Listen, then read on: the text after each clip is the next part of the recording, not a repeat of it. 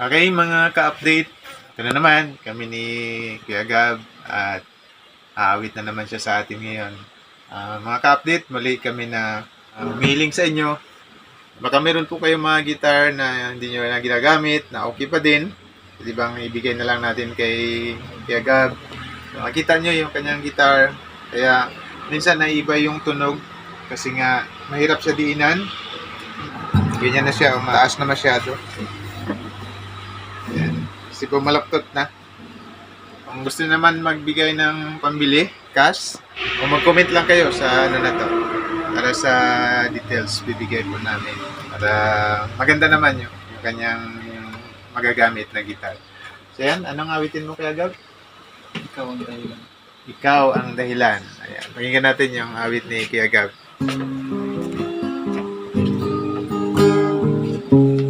Bakit ba pag ika'y nakikita, gusto ko ay makaba?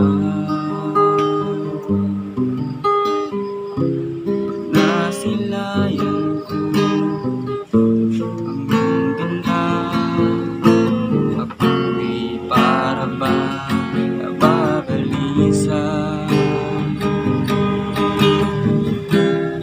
Pag ika'y katabi, ako'y di mapagali.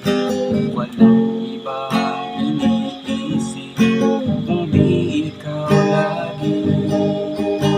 Sinubukan ko, ika'y kalimutan. Bakit ngayon di ko nakakayanan? Pagkat ikaw ang laman ng puso ko't isipan sa araw at gabi.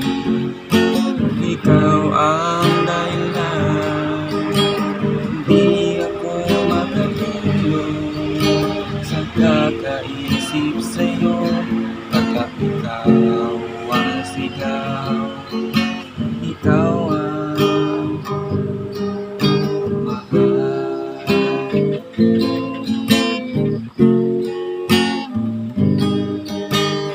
ano ko kaya masasabi sa'yo na ikaw ang tinitibok ng puso ko.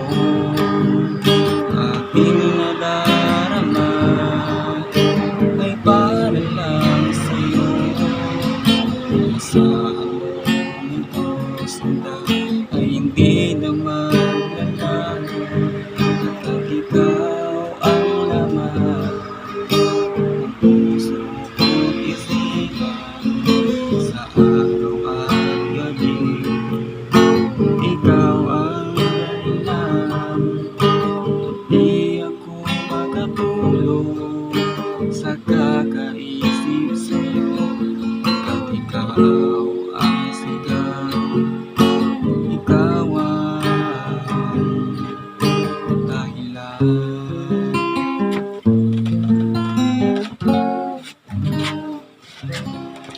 Okay, maraming salamat Kuya Gab sa awit. Ikaw ang dahilan. Baka meron kayong mga gustong request, mga ka-update kay Kuya Gab, comment nyo lang at pag-aaralan niya ni Kuya Gab. No? Ayun nga pala, yung ginagawa lang ni Kuya Gabriel ay nakikinig lang siya sa radyo. Minimemorize niya lang, no? Kasi hindi nga siya makakita, hindi niya mabasa. Kaya mayroon kayong gustong maitulong sa kanya, mga ka-update, welcome po. Comment nyo lang at bibigyan namin yung details. Okay? So maraming salamat Kuya Gab. Ano masabi mo sa ating mga viewers? Maraming salamat po sa mga viewers po, nagla-like and share po. Pa-subscribe na rin po. Salamat po. Okay? Thank you very much po. To God be the glory and God bless po sa ating lahat.